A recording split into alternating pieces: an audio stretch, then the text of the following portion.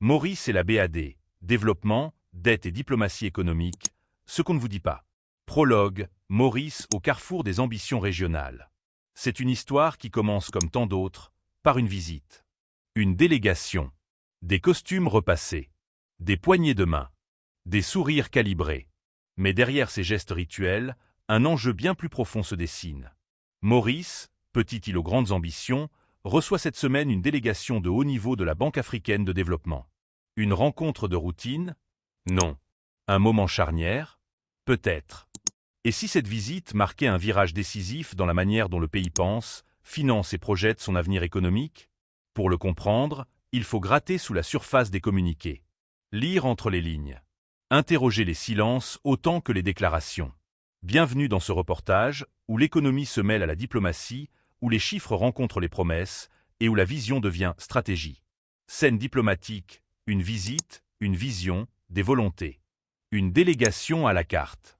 Dirigée par Leila Mokadem, directrice générale de la BAD pour l'Afrique australe, la délégation compte aussi des figures clés.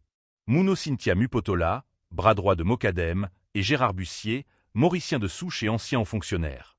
Cette composition n'a rien d'anecdotique. Elle est le reflet d'un équilibre entre technocratie panafricaine et expertise locale. Et si leur visite est d'apparence cordiale, elle est tout sauf décorative. Le grand oral de Rangolam.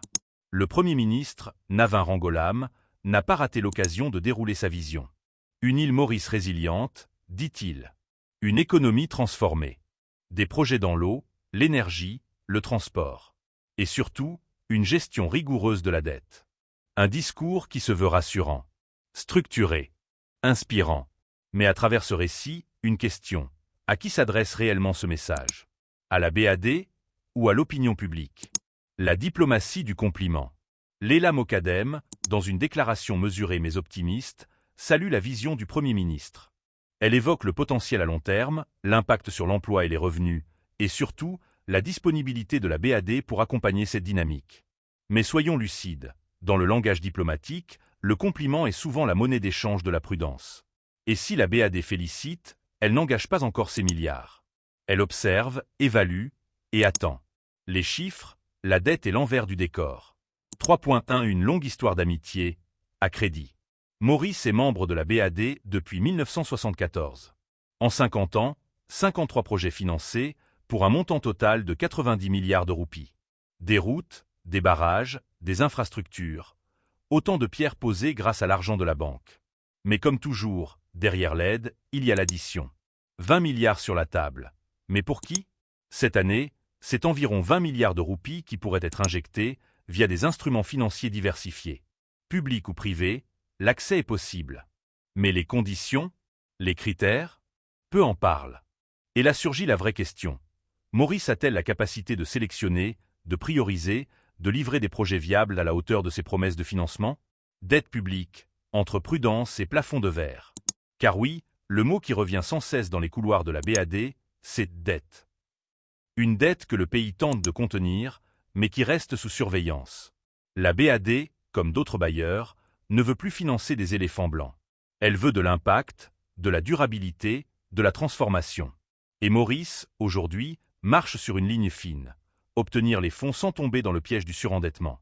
Réforme, talent et feuille de route, le tournant Giotti-Gétin. Le retour de la planification économique. La ministre Giotti-Gétin, en pleine lumière, assume un rôle de plus en plus stratégique. Elle relance la machine. Planification, réforme des secteurs traditionnels, encouragement des talents locaux. Une feuille de route ambitieuse où l'État veut travailler avec le secteur privé et avec les partenaires internationaux. L'appel à la souplesse, capital, pas crédit.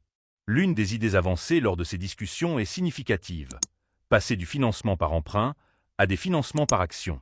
En clair, moins de dettes, plus de capital injecté directement. C'est une proposition audacieuse, moderne, mais encore rare en Afrique et difficile à négocier. Un climat des affaires en chantier. Un autre point abordé, améliorer la réglementation sans étouffer l'initiative. Maurice veut séduire les investisseurs, simplifier les démarches, tout en respectant les normes internationales. Un équilibre subtil, dans un monde où chaque point au classement de la Banque mondiale peut attirer ou faire fuir des millions. Conclusion, espoir, vigilance et rôle du citoyen. IFC, le renfort discret mais stratégique. En parallèle de la BAD, la visite de Claudia Conceição, directrice régionale de l'IFC, vient renforcer l'image d'un pays attractif, connecté aux réseaux financiers mondiaux. Transport, énergie, régulation. Là encore, les secteurs ciblés sont les mêmes. Mais cette convergence de partenaires soulève une question. Est-ce la preuve de la solidité de notre modèle ou de notre dépendance croissante? Les citoyens, grands absents des discussions, dans tout ce ballet technocratique, une voix semble absente, celle du citoyen. Quels impacts concrets ces milliards auront-ils sur la vie quotidienne? Sur le coût de l'eau, sur les factures d'électricité, sur la mobilité des jeunes? Le risque, c'est que les grands projets deviennent de grandes frustrations si la population ne se sent pas concernée. Et maintenant, la visite de la BAD est terminée. Les photos sont dans les journaux. Les discours ont été prononcés. Mais le travail commence maintenant. Maurice a exposé ses ambitions. Reste à les concrétiser. Épilogue interactif, votre opinion compte. Et vous, que pensez-vous de cette stratégie du gouvernement mauricien? Croyez-vous que ces financements profiteront réellement au peuple ou nourriront encore les mêmes cercles? La dette est-elle une arme de développement ou un piège bien maquillé? Maurice et la BAD, développement, dette et diplomatie économique, ce qu'on ne vous dit pas. Prologue, Maurice au carrefour des ambitions régionales. C'est une histoire qui commence comme tant d'autres, par une visite.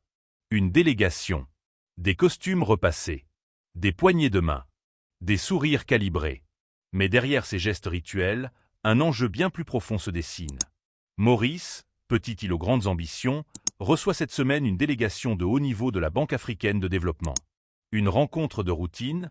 Non. Un moment charnière? Peut-être. Et si cette visite marquait un virage décisif dans la manière dont le pays pense, finance et projette son avenir économique? Pour le comprendre, il faut gratter sous la surface des communiqués. Lire entre les lignes. Interroger les silences autant que les déclarations. Bienvenue dans ce reportage, où l'économie se mêle à la diplomatie, où les chiffres rencontrent les promesses, et où la vision devient stratégie. Scène diplomatique, une visite, une vision, des volontés. Une délégation à la carte. Dirigée par Leila Mokadem, directrice générale de la BAD pour l'Afrique australe, la délégation compte aussi des figures clés. Mouno Cynthia Mupotola, bras droit de Mokadem, et Gérard Bussier, mauricien de souche et ancien haut fonctionnaire. Cette composition n'a rien d'anecdotique. Elle est le reflet d'un équilibre entre technocratie panafricaine et expertise locale. Et si leur visite est d'apparence cordiale, elle est tout sauf décorative. Le grand oral de Rangolam. Le Premier ministre, Navin Rangolam, n'a pas raté l'occasion de dérouler sa vision. Une île Maurice résiliente, dit-il. Une économie transformée.